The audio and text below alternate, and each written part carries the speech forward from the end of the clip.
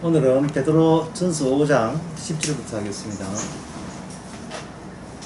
모든 은혜의 하나님 곧 그리스도 안에서 너희를 부르사 자기 영광에 영원한 영광에 들어가게 하신 이가 잠깐 고난을 받은 너희를 친히 온전케 하시며 굳게 하시며 강하게 하시며 들을 경고케 하시리라. 그렇게 되어 있죠. 영광의 나라는, 주님 가신 영광의 나라는 이 세상 사람들에게 보이지 않습니다. 보이지 않으면 없는 거죠. 이 세상 입장에서는 없는 겁니다. 찍어볼게요. 영광의 나라는 없다. 이 세상에서는 없어요. 주님 가신 그 세계는 없습니다.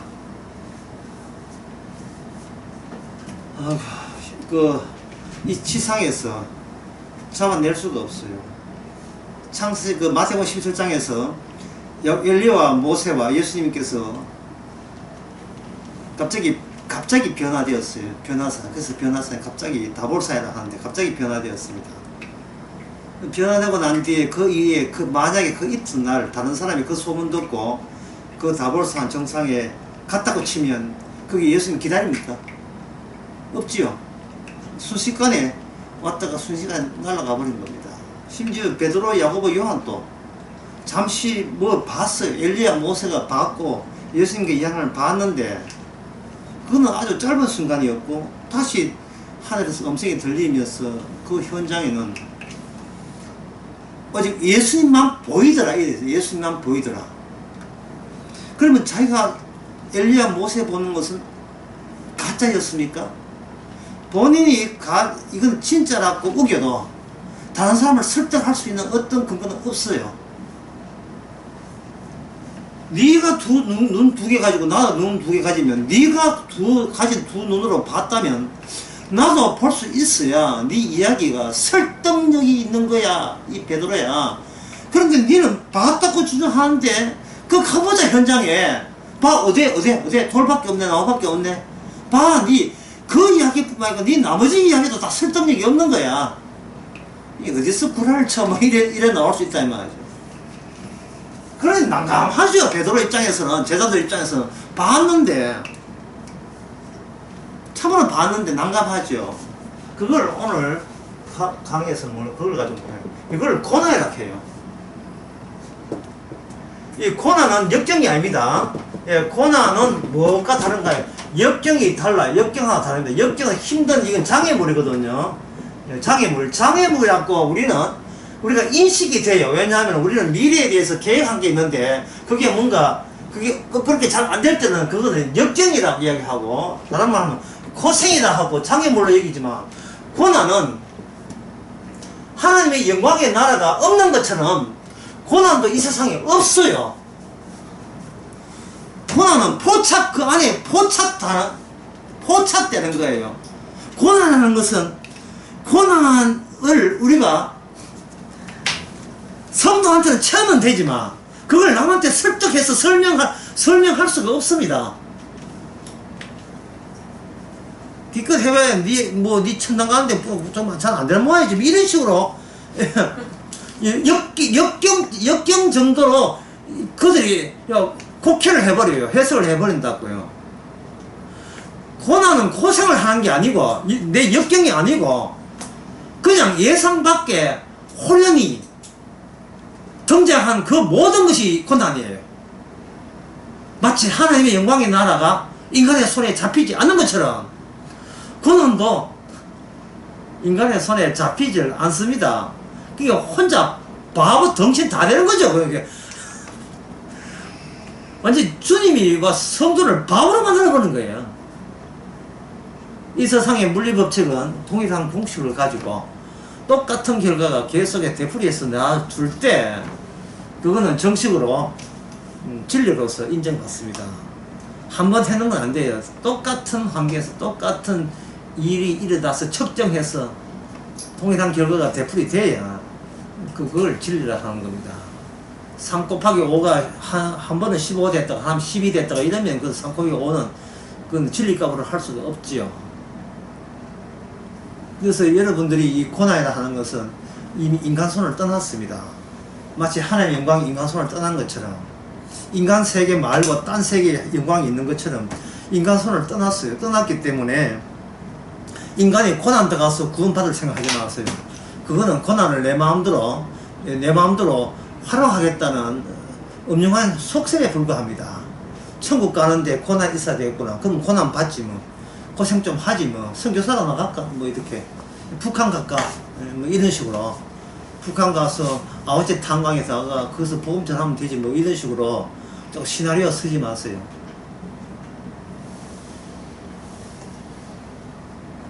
역경을 기대한다는 것은 고난도 하나님 영광도 내가 얼마인지 다룰 수 있다는 건방짐에 해당됩니다. 이 교만에 해당돼요. 역경은 그냥 닥치는 거예요.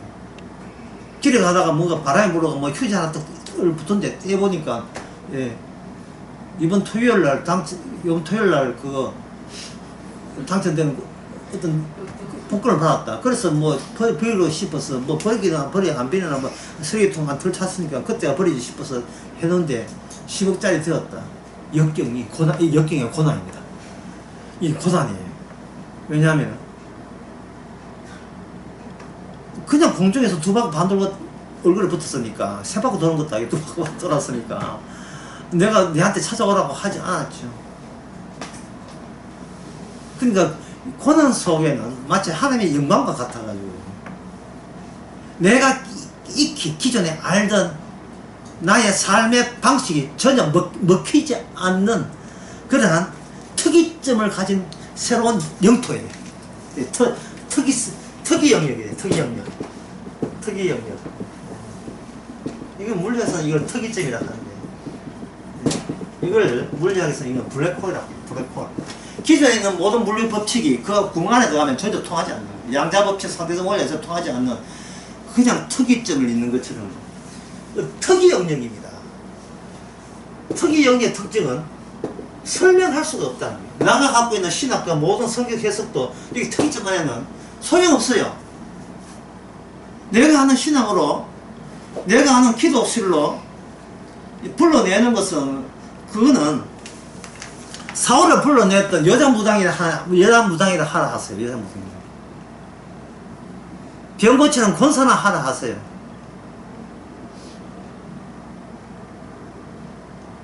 왜 이 고난이 특이점이 되느냐 하면은 하나님의 영광의 나라가 이 땅에 사람들에게는 없는 나라예요. 뭐 보여야 있지요. 없는 나라다 이 말이죠. 없는 나라인데 그 없다는 그 인간의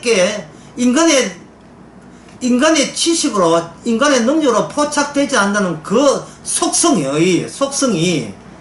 그대로 지상에 흔적을 남기는 겁니다. 이 일종의 블랙홀이라면 특이점이라면 그래서 인간이 고난을 받아서 구원받는 것이 아니고 고난에 낚여야 돼요. 고난이 덮쳐와야 되지 내가 고난을 찾아가면 안 돼요. 그거는 유사 고난 종교입니다.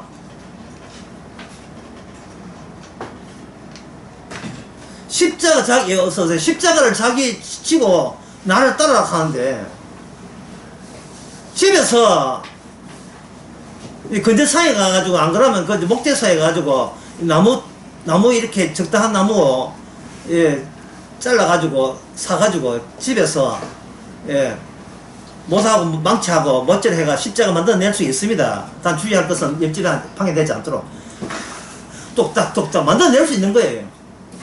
그래서 자기 치수 계산해가지고 너무 무겁지도 않고 너무 가볍지도 않고 적당하게 무게감 중량감 느끼도록 십자가 해가지고 연수 삼아 몇 번 져보는 거예요. 자꾸 져보면 여기에 또 결리거든. 그러니까 이게 뭐 하나 더 떼가지고 어깨 안 다치게 해가지고 몇 번 져보는 겁니다. 십자가 만들어내서 십자가 질 수 있어요. 어디로 가야 됩니까? 어디 뭐 상계동 가야 돼요. 버스 몇 번 타요. 어디로 갑니까? 왜냐면 나를 따라오라 했는데 주님 베드로 하는 말 똑같아요. 주여 어느 방향으로 가셨어요? 주님 답변 하시는 말씀이에요. 내 가는 곳에 네가 못 온다는 겁니다. 아니, 주님 가신 길에 베드로가 갈 수가 없다며. 그러면 그 전에 하신 말씀, 자기 십자가로 나를 따라오라는데, 주님께서 따라오라고 해놓고 주님께서 내비 다 끊어버리고, 그럼 어느 주소를 찍어야 갈 수 있어? 어느 주소를 찍어야. 예? 그럼 혼자 십자가 지고 버스다 지고 버스다 하면서, 예? 자기 가슴을 치면서, 내 탓이야, 내 탓이야. 옆에 파스 한 10달장 사가지고, 두드리고, 밟고, 내 탓이야. 건죽하는 거 있잖아요. 건죽통 이런 걸 사가지고. 내 탓이고 외치면서, 예, 그러면 주님께서, 대단하구나! 이렇게 겸손할수록, 내가 찾아올게. 그럴 줄 알았지롱? 택도 없는 소리를 하고 있어요. 그런 건 없어요.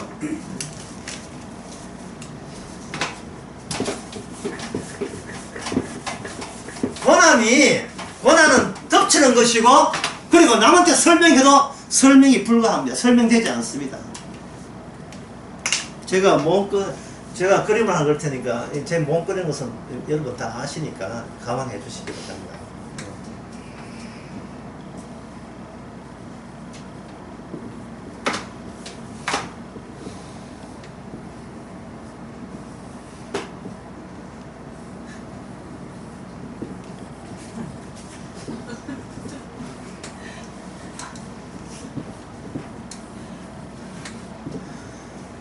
병아리입니다.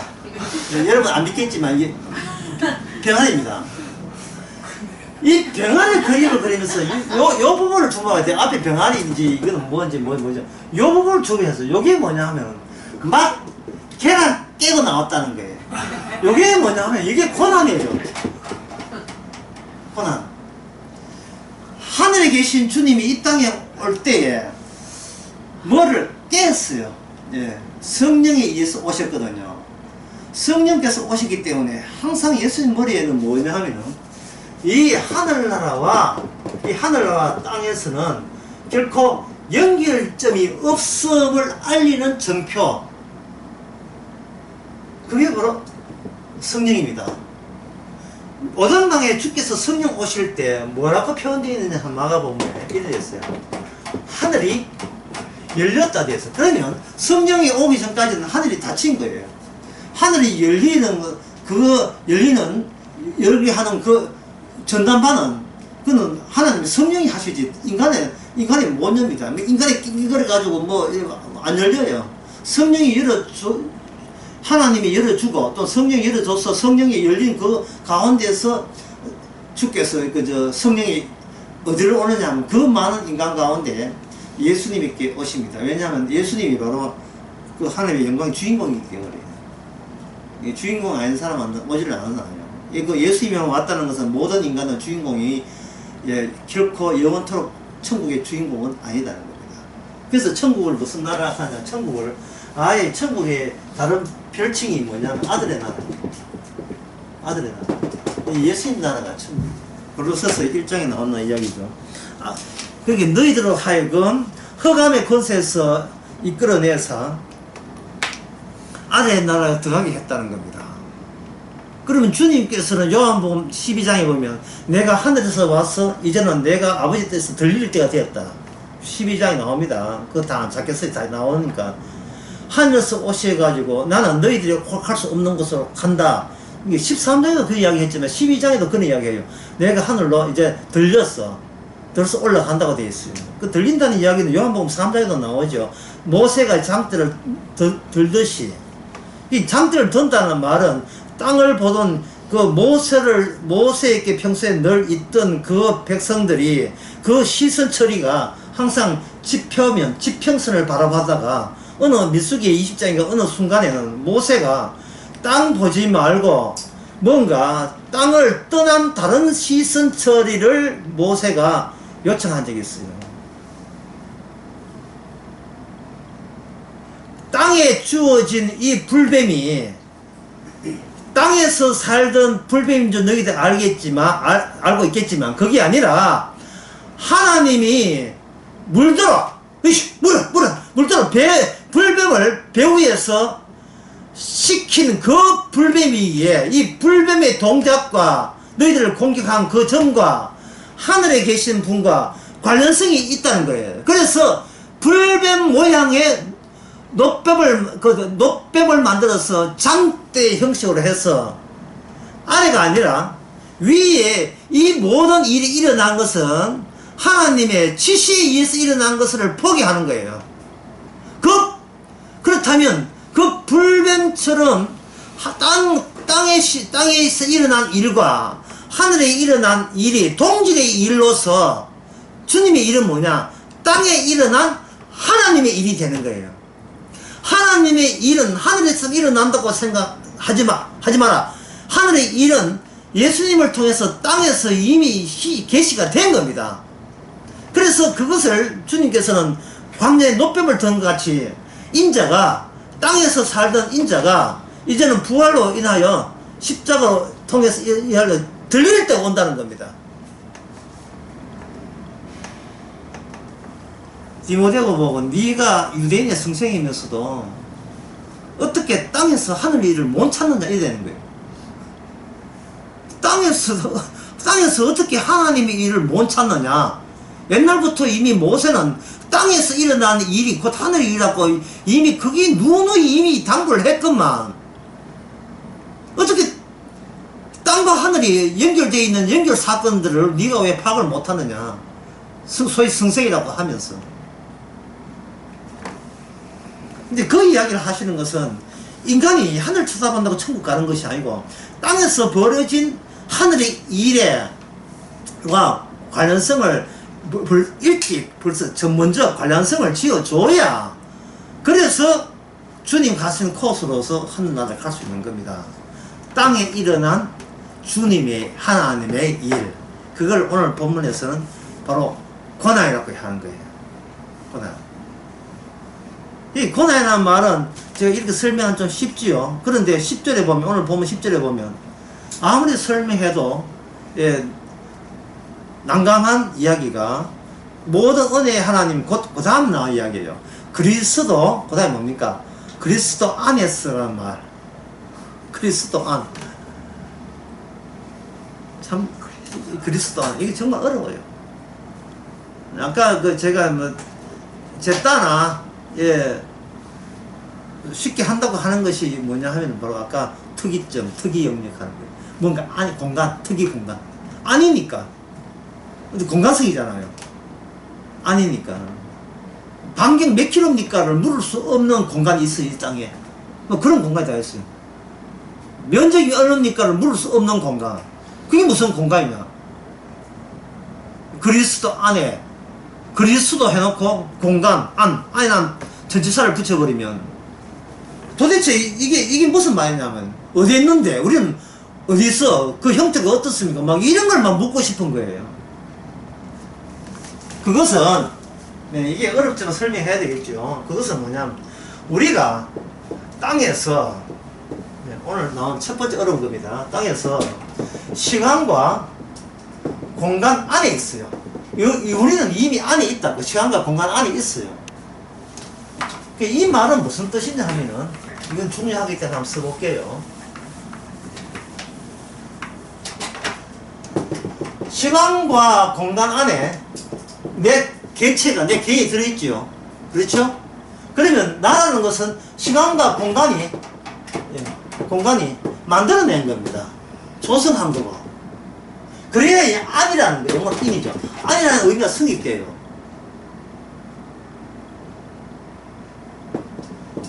개체적으로, 개별적으로 하나님과 상대할 수가 없다는 겁니다. 왜냐하면 어디 안에 있기 때문에 그래요. 그래서 우리 영역은 시간과 공간이 지배하는 영역이기 때문에 시간과 공간이 기존의 시간과 공간과 전혀 다른 시간과 공간에 오지 아니하면 우리는 구원받을 수 없습니다. 덮치는 거죠. 낙하산처럼 덮치는 겁니다. 사적으로 구원해갖고 빈다고 해서 구원되는 게 아니에요. 그거는 개인의 소원을 들어주는 것밖에 안 돼요. 네 소원이 무엇이냐, 막 그런 것밖에 안 된다고. 뭐, 이해하기 어려운 거 좀 어렵게 합시다. 이게 할 수 없다. 이거 너무, 이거 어쩔 수 없어요. 로마서 14장 17절요. 누가 읽어보세요. 성경이 뭐 오죽 어려워야지 뭐 어떻게 설명해도 한계가 있어요. 하나님의 나라는 먹는 것과 마시는 것이 아니요. 자, 수업 됐습니다. 하나님의 나라는 먹는 것과 마시는 것이 아니라고 되어 있다 이 말이에요. 이 말은 뭐냐면 사람들이 시간과 공간 안에서 자기가 먹고 살아야 되잖아요. 그러니까 시간과 공간 안에서 인간들이 하는 행세 그만큼 했던 짓을 보라 말이죠. 이 시간과 공간 안에서 우리가 무엇을 행동을 하느냐? 먹고 살기 위해서 먹고 마시는 거. 그거 외에는 그게 가장 기본적이죠. 그 기본 말고 다른 기본이 없잖아요. 심지어 영화를 가도 팝콘 들고 가잖아요. 뭐 배고픈데 영화가 재밌겠어요. 뭐 가면서 뻗어 발린 옥수수 팝콘 가면서 해야 배도 채우고 배 채울 때 영화 재밌잖아요. 그게 우리가 현재 기존의 시간과 공간 안에서 우리가 살아가는 방식이 동시에 우리는 그 시간과 공간에서 벗어날 생각이 조금도 없어요. 일말도 없습니다. 시간 공간에서. 애한테 무슨 니 커서 뭐 될래? 니가 커서 뭐 될래를 왜 문제하면 커서 뭐 될래? 이미 시간이잖아요. 우리가 무엇이 되어 만나니? 이거 우리가 무엇이 돼? 무슨 공간이잖아, 공간. 예? 엮이죠, 그녀 보세요. 엮이죠, 그녀 보면 나중에 만날 때 나무 밑에다가 시간 캡슐 집어넣고 만나자 하잖아요. 그러니까 만난 사람 별로 없어요. 예. 출세 못하면 부끄러워서 나오질 않아. 동창회도 안 나오는데 그거 왜 만납니까? 사람이 10년 후에 만나자 해놓고 못 만나는 이유가 뭐냐 하면은요. 벌써 안목이 세련됐기 때문에 옛날 인물은 그거는 내 마음 취향이 아닌 걸로 달라졌어요. 촌에서 시골에서 시골 교회에 피아노 치는 것도 아니고 풍금 치는 큰 거 치는 그 아가씨가 그렇게 마음을 들었지요. 왜냐면 총 주민 546명 가운데 제일 이쁘니까 반하고 난리 나죠. 네이클로바 뜯어가면서 이것처럼 반듯하게 무방고 해가지고 비닐을 해가지고 이것처럼 영원하자. 그래가지고 걔가 서울로 이사가지고 유학 가보세요. 그 다음에 한 10년 뒤에 시간 캡슐 열라고 가보면 그 아가씨는 인물도 아니죠. 예, 촌댁이지. 촌딱이. 예, 촌딱. 큰칠이 꺾고. 촌딱이다.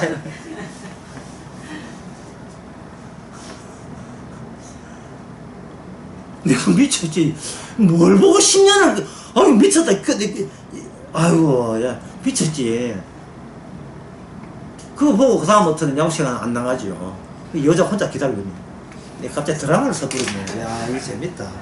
그리고 그 다음 이야기는 이제 드디어 만나고 약 올라가지고 나중에 보따리 서고 니 어디 있는가 내가 수수문해가 찾아오면 그 장면, 그게 제 아까 1회분 이제 드라마부터 2회 들어가는 거예요. 2회 가가지고 가다가도 의회 만나가지고 커피 쏟고 해가지고 니가 그때 누군지 모르다가 나중에 재벌 3세대가 막 결혼하고 막 시간과 공간에 우리가 변동 상황에서 시간과 공간이 우리를 창조하는 겁니다. 그때 내가 아니에요. 우리는 어떠한 체험을 하냐에 따라서 인간 자체의 세상 보는 눈이 쉬지 않고 변합니다. 쉬지 않고. 나도 내가 몰라요. 내일 내가 어떻게 달려질지 몰라요.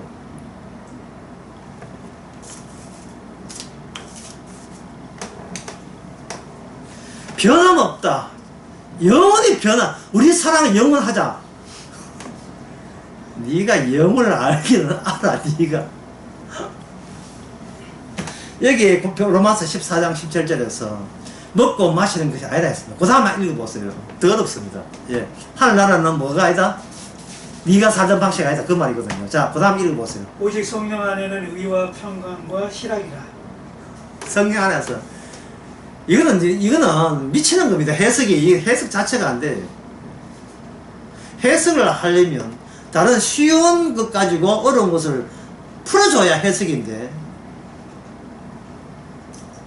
너희 집 어딨노? 미정은 옆에, 미정은 어딨는데 우리 집 옆에. 이게 해석이에요. 이게 말이 안 되지요. 둘 다 동일하게 어려워요. 하나님 나라가 해놓고는 성령 안에 있다는 겁니다. 그럼 성령 안에 있느냐, 하늘 나라 안에 있지. 이게 지금 여러 놀리는 거예요. 이게 뭐예요? 저러지 말라니까, 저러지 말라. 예? 사도행전을 보면, 예, 그런 내용이 나옵니다.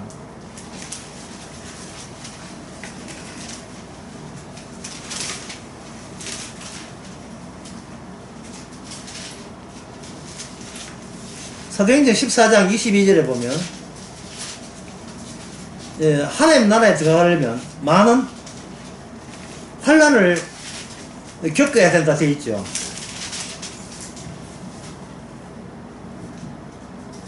그리고 사도행전 13장 48절에 보면 이방이 듣고 기뻐하고 하나님 말씀에 찬송하며 영생 주기로, 그 다음에 영생 주기로 작정한 자는 다 믿더라. 이래 영생 주기로 작정한 자는 다 믿더라. 예.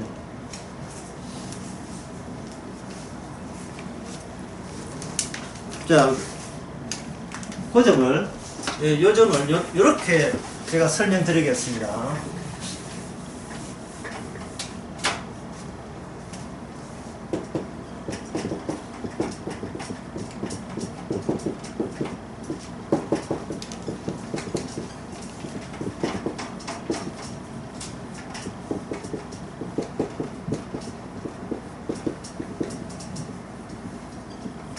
제가 글씨를 이렇게 낮게 쓰는 이유가 있어요.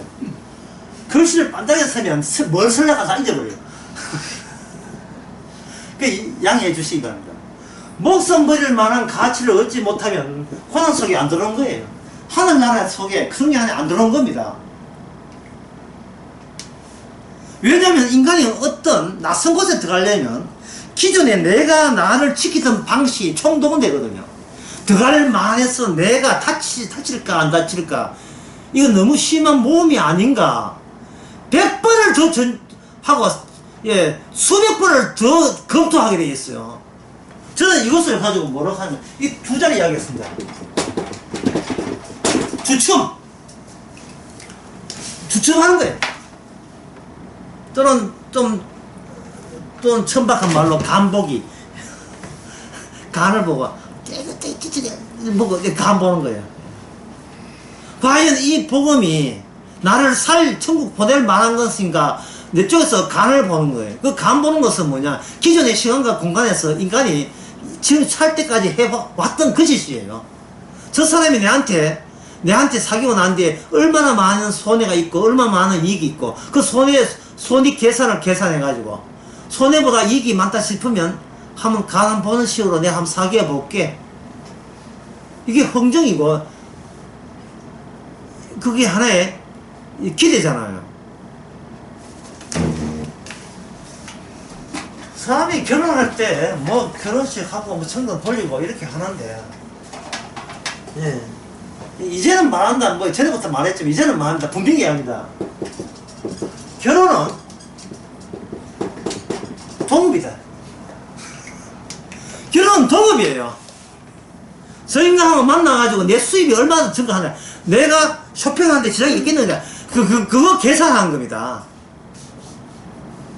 그걸 결혼 전에 이야기를 누가 줬었는데 아무도 결혼 전에 이야기를 안 해요. 사랑을 하는 줄 알고. 사랑은 없습니다. 잠시 있었는데 그게 돈으로 변해요. 돈으로 측정이 된다고요. 사랑이 반미기 주는 게 아니라 돈이 반미기 주거든요. 왜 그러냐 하면은 이미 인간은 누굴 사랑하지는 않습니다. 이미 왜 그러냐면 사랑의 대상이 이미 정해졌어요. 나만 사랑해요.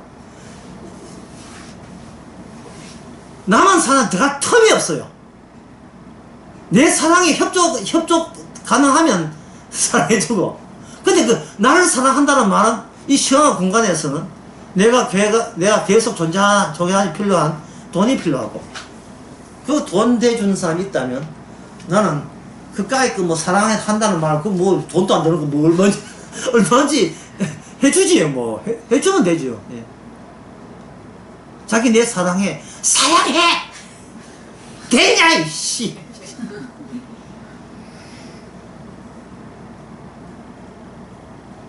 남편이 있다가 아내 보고 당신 내 사랑해? 사랑해, 진짜 사랑해? 두 번 물으면 그다음부터는 니 오늘 무슨 저지를 했지? 야, 이거 안 하는 짓을 이거 안 하는 짓을 하고 있네. 뭐 또 용서 구할 게 있어? 사랑해, 들어보고 일단 들어보자. 들어본다는 게 뭐냐 하면 저 인간이 저지를 하는 것이 돈으로 계산해서 얼마나 손해받는가 그걸 하는 거예요.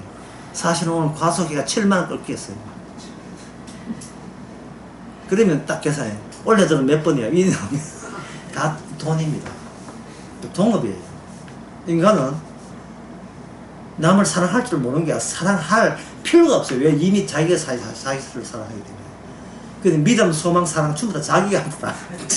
믿음, 소망, 사랑 전부 다 자기가 최종점이에요. 이 기존의 시간과 공간입니다. 그래서 인간은 어떤 낯선 곳에 가더라도 자기 자신을 놓치거나 잊지 않습니다. 자기가 자기 목해요. 정신 차려, 정신 차려. 예. 그 변호사에서 베드로가 맨션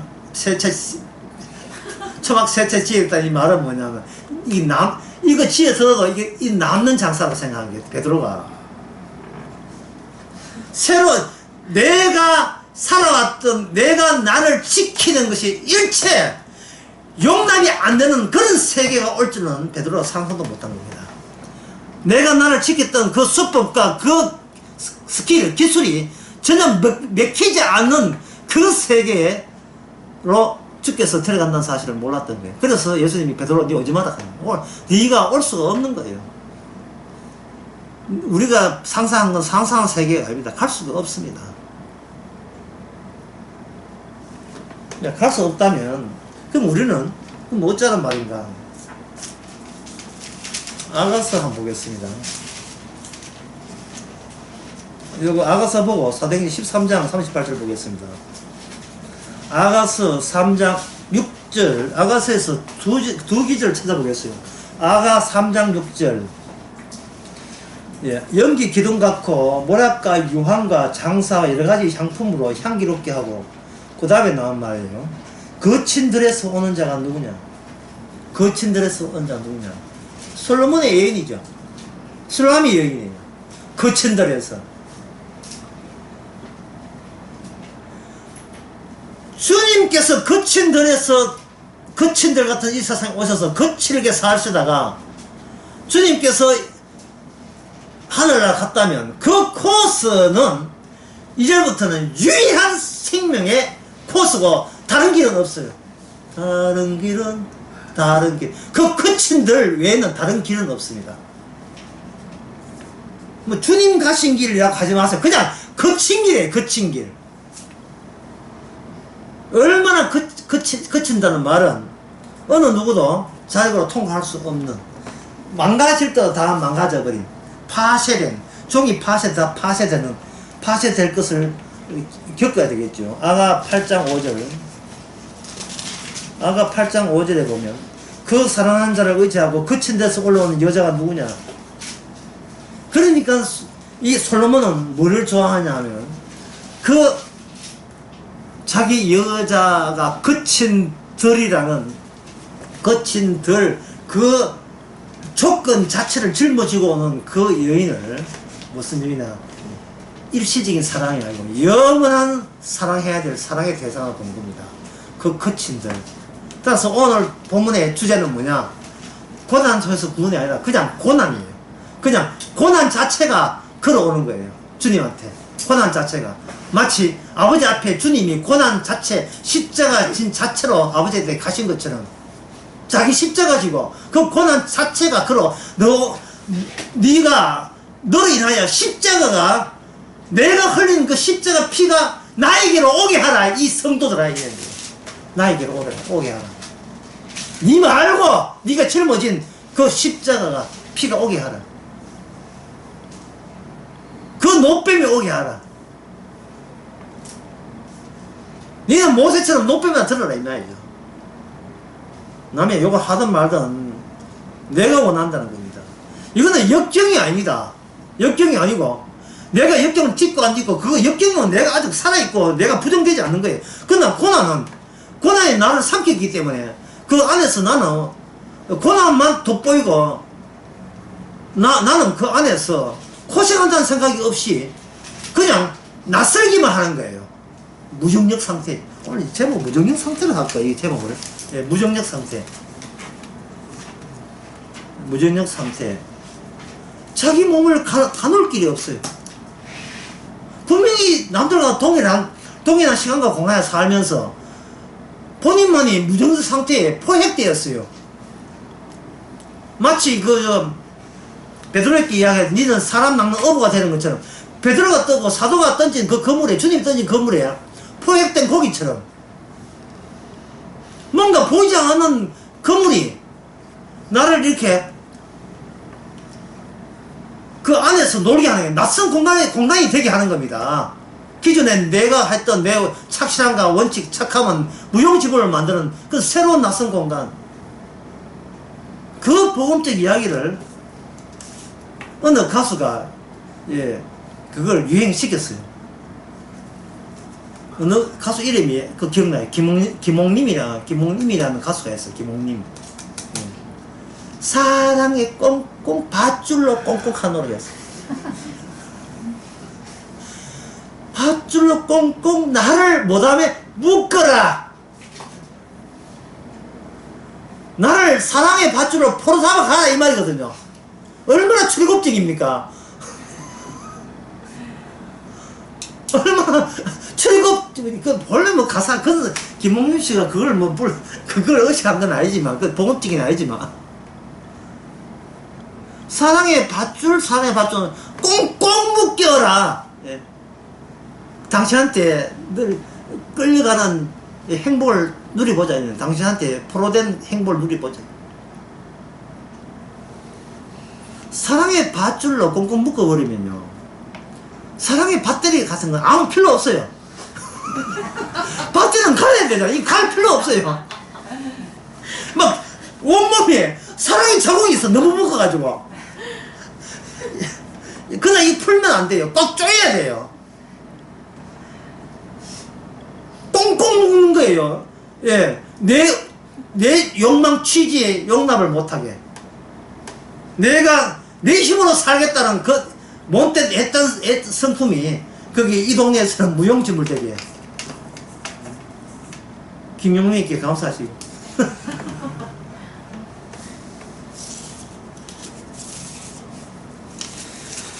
왜 그렇다면 왜 이 오늘 보면서 고난의 말을 하느냐. 이 세상 자체가 목숨을 끊는 세상이 아니거든. 이 세상은. 이 세상 자체가, 이 시간 공간이, 이 인간 세상이 목숨을 끊길까봐 걱정하는 세계지, 목숨을 알아서 끊는 세계는 아니에요. 그래서 이질적이에요. 너무 복음이 좋아서 그까지 내 목숨은 어떻게 해도 괜찮습니다 이런 게 아니에요. 그래서 여러분들이 그 고린도 후서에서 사도 바울이 대담한 선언을 합니다. 이 참 대담한 선언인데, 선언하면서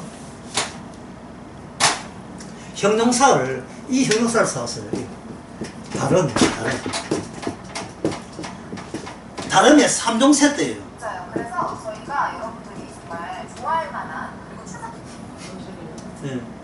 기존의 시공간이죠. 다름의 3종 세트. 다른 복음, 다른 예수, 다른 성령이라 했어요. 이 말은 성령, 예수, 복음이 유포되고 있다는 겁니다. 교회에서, 세상에서. 이 유포되고 있으니까, 단어가 유포되고 있으나 그 단어를 사용한 사람은 모두 한 형제가 아닌가 라고 충분히 이런 단어 쓰는 것도 어디냐. 그 정도 이 단어 쓸 정도 같으면 이미 그 사람은 일단은 구원된 사람이라고 봐주자. 안 그래도 지금 쪽수가 모자란 판에 그 숫자도 적은데, 아니 대충 어플렐라 이 우산 속에 들어온다. 이 핵우산 속에 그냥 들어온다. 이렇게 하나 놓칠까 싶어서 대충 적어다 다 들어야 되는데, 사도 바울은 대담한 이야기예요. 다른 복음과 복음을 구분할 수 있는 안목 없으면 난 인정 못하겠다. 다른 예수와 이 진짜 예수님을 구분할 줄 아는 안목이 없으면 난 인정 못하겠다. 다른 성령과 성령을 구분할 줄 모르면 나는 인정 못하겠다. 이 다른 예수, 다른 복음, 다른 성령을 누가 줬느냐 하면 이게 바로 악마가 집어넣었다는 거예요. 악마가 집어넣었다. 그러면 악마 쪽에서 뭘 하시는 거예요? 너는 당연히 다 나오지. 니 잘났다 그래. 니 뭐가 잘났는데 함부로 평하느냐? 니는 니 관점에서 보니까 니가 옳지. 그거는 우리도 마찬가지잖아. 예, 논리에 일관성이 있어야지. 니 잣대만 옳고 우리 잣대 틀렸다는 그 근거를 대라 뭐 이래 나오겠지요. 니가 진짜 사도인지를 증명해보라 이래 나오겠죠. 그 뒤에 고린도후서 뒤에 쭉 나오는 그 이야기가 11장 나오는 이야기가 나는 그리스도 인하여 환난과 고난 받았다고 나온 거예요. 환난과 고난 이야기가 쭉 나와요. 그건 뭐냐면 예수님의 행적과 동일한 행적이 주께서 나에게 강제로 그 주님의 고난을 주님 스스로 재현하는데 자기를 집어넣었다는 겁니다. 지가 고난했어. 사도 바울이 고난했어. 이만큼 고난하면 천당하겠지가 지가 노리는 게 아니고 지금 주님이 살아 계셔서 그냥 살아 있는다는 말은 뭐냐? 안 노시는 거예요. 살아 있어서 뭐냐 하면은 계속해서 사도에게 묻는 것은 네 목숨 건질래 복음 건질래라고 주께서 촉구하시면서 주님 가신 그 길로 가게 하셨다는 겁니다. 근데 그 길을 가게 했을 때 고린도후서 12장에 보면 일단 주께서 사도 바울에게는 챙길 것을 일단 챙겨줬어요. 그게 뭐냐? 삼청천이라는 거예요. 삼청천. 그 삼청천을 사도 바울은 뭐라고 보냐? 그걸 은혜라고 했어요. 그 삼청천에서는 자기 자신을 자기가 지적이 허용이 안 되는 세계, 나 여기 있습니다가 허용이 안 되는 세계, 삼청천에는 주님이 어디 계십니까만 통용되지 나 여기 있습니다는 게 별로 없어요. 주님 거기 계시면 그걸로 속한 거예요. 왜? 우린 주님의 정인이거든요. 정인은 주님 본래 정의해야 될 본 주인공이 없으면 정인 자체가 무의미한 거예요. 정의만 덜렁 있고 본 주인공 하나도 없으면 그건 말도 안 되죠.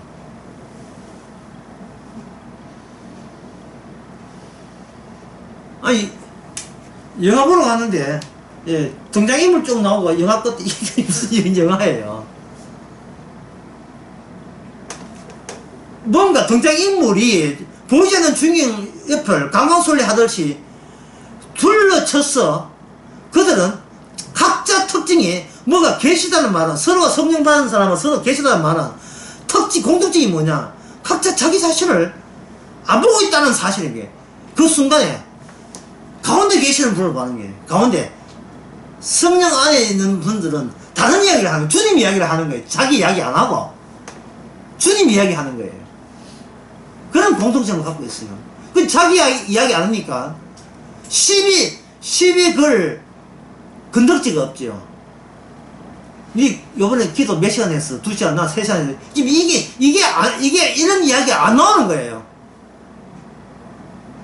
주님께서 니 몇 시간 시켰어? 3시간 시켰어. 나는 2시간 시켰어. 니 고생 좀 했네. 이런 이야기 되는 겁니다. 예? 주님께서 니 앞에 헌금 얼마 했어? 내가 10,000원 했어. 나는 5,000원 했더니 니 돈 많이 날린다. 이 이야기야. 항상 주께서 살아계셔서 주께서 하게 하셨다만 그게 바로 교회입니다. 그게 교회예요. 지금 하여튼 교회 올 때마다 늦게 와. 그거는 그래 하면 안 되죠.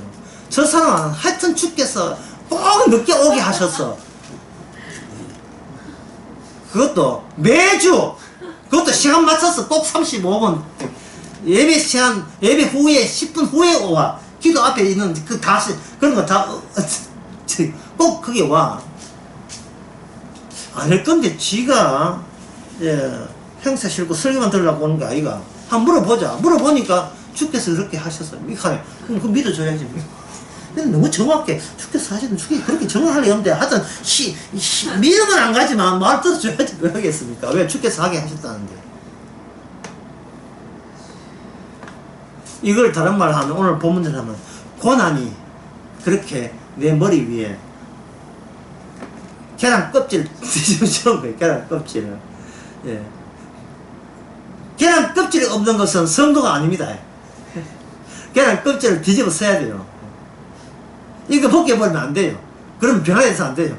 계란 껍질 해야 이게 거듭났다는 뜻이에요. 이게 방금 막 쪄낸 거예요. 막 나타난 거예요. 노라이! 병아리처럼 노라이 막 태어난 거예요. 뭘 찢고 깨고, 그야말로 어디서 나오는가? 거친들의 생산품이에요. 거친들. 이 세상은 거친들 아닙니다. 주님이 거친들이라는 체험을 했기 때문에 주님의 체험에 입각해서 그 동일한 체험, 거친들의 체험을 흠뻑 젖어들인 사람이 바로 고난받는 하나님의 백성입니다. 그걸 이제 사도행전 14장에서는 우리가 하늘을 하기 위해서는 많은 환난을 겪어야 된다는 이야기입니다. 그러면 아까 제가 남겨둔 이야기 해봅시다. 사도행전 13장. 사도행전 13장 38절부터 보면, 이제 이거 지금, 예, 사도 바울이 설교한 거니까요. 제가 근데 인다 생각하지 말고, 사도 바울이 지금 이 현장에 와서 저와 여러분들에게 설교한다고 보세요. 그 설교 내용이 사도이기 때문에 진짜 귀신이 알아 모시는 사도예요. 왜? 예수도 알고 바울도 안다 했으니까. 이거는 귀신 나라에도 유명한 분이 설교할 때 어떤 식으로 설교하는가. 38절. 그러므로 형제들아, 너희가 알 것은 이 사람을, 예수님이죠. 예수를 힘입어 죄 사함을 너희께 전하는 거 이거죠. 이게 설교 내용이에요. 죄 사함이에요. 죄 사함이니까 이걸 듣는 사람은 우리가 내가 무슨 죄를 지었습니까? 반을 보면 안 되고, 우리가 그동안 내가 했던 시공간 자체가 죄라는 것을 알아야 돼요. 이게 어둠의 권세거든요. 내가 뭐 남보다 더 나쁜 짓 했으니까 이래 대모하면 안 되고, 태어난 것 자체가 죄에서 몸 빠져나오는 형편 속에서 태어난 거예요. 그 이유가 뭐냐 하면, 예수님이 오기 전까지는 어느 누구도 못 빠져나와. 죄의 권세에서 못 빠져나왔으니까. 이것이 구원받은 사람한테는요, 내 목숨보다, 그까이 내 목숨보다도 더 헐등하게 소중한 내용이에요. 나는 지금까지 몇 년 동안 밥 먹고 살았다. 이 내용보다도 나는 주님이 오셔서 죄 사함의 능력을 받았다. 이것이 내가 지금 이 나이가 얼마나 중요하냐, 그런 말은 그 앞에서 들이댈 가치도 없는 겁니다. 예수님이 행하신 거예요. 내가 살라고 행한 내 행함이 아니고 예수님이 행하심이 결국은 우리에게 뭘 주셨다? 죄 사함으로 주어진 거예요. 이거는 기쁜 소식입니다. 내 힘으로 죄가 안 사해지니까 한 문제 아닙니까? 이 세상에서. 이게 이 말은 뭐냐면, 내 식으로 내가 착각해서 죄 사함을 씻으라는 그 자체가 곧 지독한 죄였음을 다시 한번 우리가 소급해서 정리될 수 있는 거예요. 그래서 39절에 또 모세의 율법으로 너희를 어렵다 하심을 얻지 못하던, 율법으로 어렵다 하지를 못했던 모든 일에도 이 사람을 힘입어 믿는 자마다 의롭다 하심을 얻는다. 갑자기 우리를 하나님께서 뭐로 대우하느냐? 천하의 의인으로 대우해 주시는 겁니다. 의인으로. 머리에 고난의 달걀 껍질 하나 덮었을 것 뿐인데, 우리로 하여금 반갑다 친구야 되는 겁니다. 반갑다 친구야. 이 천국 친구야. 이 어려운 친구야. 태어나서 지금까지 죄라는 죄는 하나도 묻어있지 않은 이 깨끗한 친구야. 형용사가 붙어서 점점 더 미안해지네요.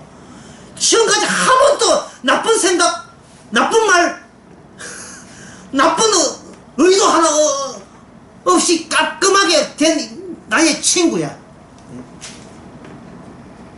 돈보다 친구가 더 낫다. 돈보다 이 친구, 내가 너를 위해서 죽었다. 너를 위해서 대신 죽었다. 이 이야기예요. 이게 또 귀신도 알아주는, 귀신도 인정해주는, 저 사람 사도 맞다. 하늘에 보낸 사도 라고 했던 그 사도 바울이 하는 설교의 핵심 부분입니다.